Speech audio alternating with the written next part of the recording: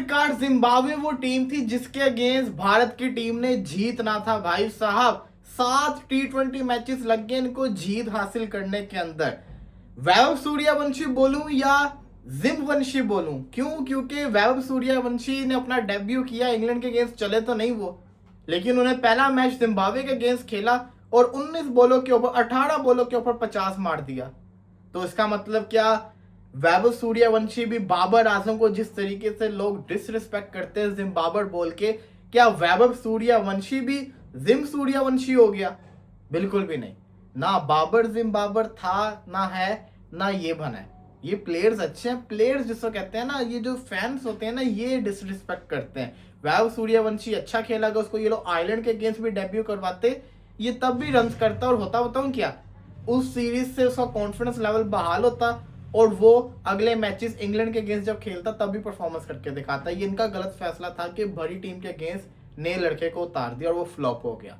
लेकिन आज उसने जब मैच खेला, चौथा उसके करियर का मैच था और उसने शानदार परफॉर्मेंस करके दिखाई। 50 मारा, अभिषेक शर्मा तो आउट होकर चला गया था और इंडिया ने बड़ी आसानी से 126 रन को चेस कर लिया, जिसके अंदर भारत की तरफ से इनका एक फास्ट बॉलर जिसका इतने अरसे से नाम सुन रहे थे, मयंक यादव, बहुत पेस वाला बॉलर है, फला फला फला, उसने मेरा ख्याल है पिछले 4 साल के अंदर चंद आईपीएल के मैच खेले, इतना वो इंजर्ड रहता है।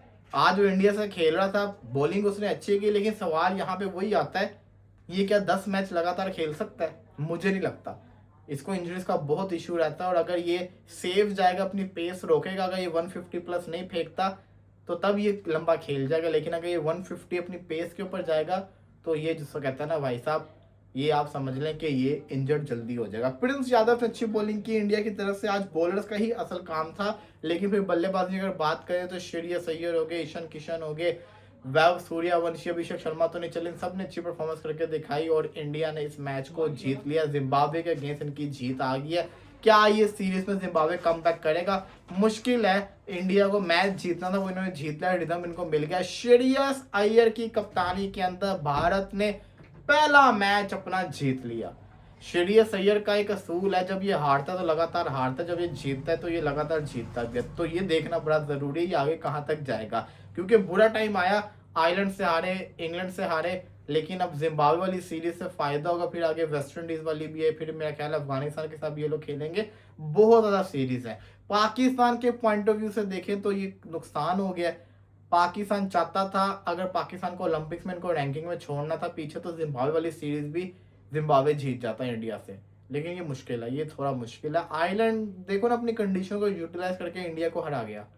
जिम्बाब्वे को समझ नहीं आ रही जिम्बाब्वे करता क्या। अगर आप इनकी विकेट देखो तो ये कैसे आउट होके गए सारे के सारे, इतनी भी कोई खास बॉलिंग नहीं थी, अपनी गलतियों से लोग आउट होके गए।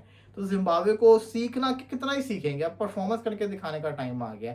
बाकी मुबारकबाद हो भारतीय टीम को, एक मैच इन्होंने जीत लिया, अगले मैचेस के अंदर क्या परफॉर्मेंस दिखाएंगे तो वक्त ही बताएगा। सूर्यवंशी ने सुकून का सांस लिया होगा कि 50 आ गया, कितना मुश्किल इसके लिए 50 का, कितना प्रेशर इसने बर्दाश्त किया है, लेकिन एक ओवर के अंदर उसने बता दिया था एकदम से। यानी गाडवा का ओवर था, छक्का मारा, फिर चौका, फिर छक्का, फिर दुग्गी, और फिर जिसको कहते हैं ना आई थिंक सिंगल हुई थी। तो अच्छा ओवर उसका गया था। 19 बॉलों पे 50, 18 बॉलों के ऊपर 50, एक शानदार परफॉर्मेंस करके दिखाई है।